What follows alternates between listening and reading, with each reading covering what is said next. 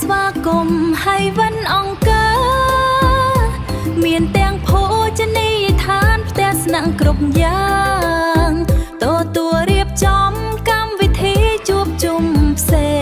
ងនិងប្រជុំអាជីវកម្មខួបកំណើតអីក៏បានយើងខ្ញុំរីករាយរៀបចំជូនតាមតម្រូវការនៅហើយវិនអង្គរសូមអញ្ជើញមកហើយវិនអង្គរមានទាំងភោជនីយដ្ឋាននិងកាហ្វេសន្តាគារផ្ទះស្នាក់ទីកន្លែងជួបជុំ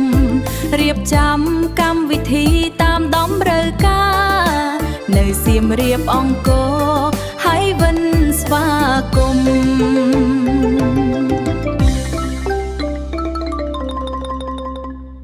ហើយវិនអង្គរស្វាគមន៍ភ្ញៀវទាំងអស់នៅសៀមរាបអង្គរដែនដីដ៏ល្អមានភោជនីយដ្ឋានកាហ្វេសន្តាគារផ្ទះស្នាក់ប្រណីតផាសុខភាពទទួលរៀបចំកម្មវិធីជួបជុំជប់លៀងខួបកំណើតតាមតម្រូវការសេវាកម្មល្អឥតខ្ចោះជូនចំពោះលោកអ្នកសូមអញ្ជើញមកហើយវិនអង្គរ